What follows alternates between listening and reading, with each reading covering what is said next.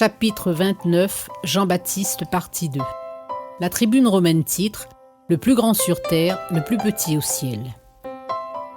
Jean le Baptiste et Jésus de Nazareth sont deux personnages hors du commun. Ils ont le même âge, à quelques mois près.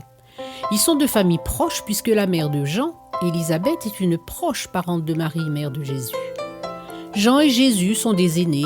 Ils ont donc été consacrés à Dieu selon la religion des Israélites. Jean est devenu Baptiste dans le désert. Il était extrêmement populaire, ce qui, bien sûr, agaçait les religieux qui voyaient les foules déserter les synagogues pour se rendre près du Jourdain à la rencontre de Jean. Il était chargé d'une double mission. La première étant de baptiser toutes les personnes qui étaient prêtes à se repentir et à changer de vie en passant par les eaux du baptême et de ramener le plus de fils d'Israël au Seigneur. La seconde mission était de préparer le chemin du Messie, du Christ. Les deux missions ont été accomplies avec succès. Jean fit l'éloge de Jésus, à qui voulait l'entendre car il le considérait comme le Fils de Dieu. Plus tard, il fut arrêté par les soldats d'Hérode pour trouble de l'ordre public et jusqu'à présent, il croupit dans la prison du roi. Est-ce les disciples de Jean qui, par leur murmure sur les agissements non conventionnels de Jésus, ont été une occasion de chute pour le Baptiste ? Toujours est-il que Jean, troublé, remet en question la messianité de Jésus, puisqu'il va jusqu'à dire « Est-ce vraiment le Christ ?» Jean envoie donc ses disciples vers Jésus pour en avoir le cœur net.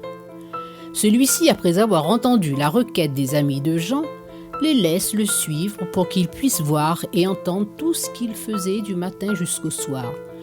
Puis il leur dit d'aller témoigner à Jean des œuvres qu'il a faites. Jésus dit de Jean que s'il était le plus grand des hommes sur cette terre, il était le plus petit dans le royaume des cieux.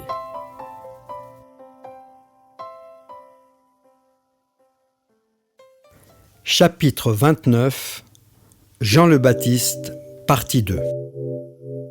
L'Observatoire de Jérusalem titre « Une occasion de chute ».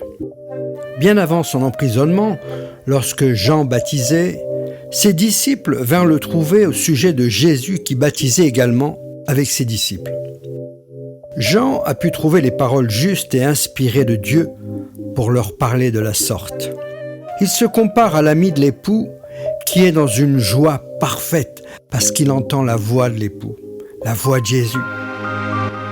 Jean a reçu qu'il devait préparer le chemin pour la venue du Seigneur. Il rassure ses disciples sur la personne du Maître, Fils aimé de Dieu, son Père. Jésus est au-dessus de tous, car il vient d'en haut, du ciel.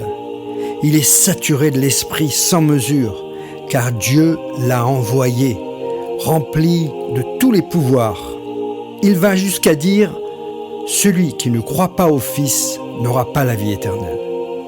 Cependant, Hérode, sous la pression d'Hérodiade, sa concubine, la femme de son frère, laquelle vouait une aversion terrible envers Jean, dut faire enfermer celui-ci car il dévoilait en public l'adultère du couple. Il mettait à nu la conscience d'Hérode et d'Hérodiade, si bien que pour faire taire ces paroles insoutenables, ils le jetèrent dans la prison du palais. Chaque jour qui passait était identique, interminable, insupportable, en retrait de la vie publique. Jean fut chargé de doutes, si bien qu'il perdit sa confiance envers Jésus, au point de demander s'il était bien le Christ ou s'il devait en attendre un autre. Jésus remit les choses en place en exhortant les disciples du Baptiste. « Allez raconter à Jean ce que vous voyez. Les aveugles voient, les boiteux marchent, les lépreux sont purifiés, les sourds entendent, les morts reviennent à la vie. La bonne nouvelle est annoncée aux pauvres. Heureux celui pour qui je ne serai pas une occasion de chute. »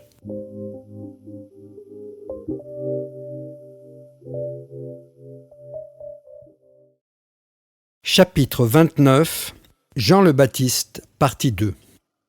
L'étoile du matin titre « Il faut qu'il croisse et que je diminue ».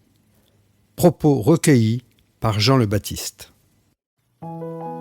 J'avais une renommée immense de prophète dans le pays d'Israël. Les Juifs venaient de toutes parts pour passer par les eaux du baptême et de la repentance, car je sais que le royaume des cieux est proche. Jusqu'au jour où Jésus est apparu devant moi.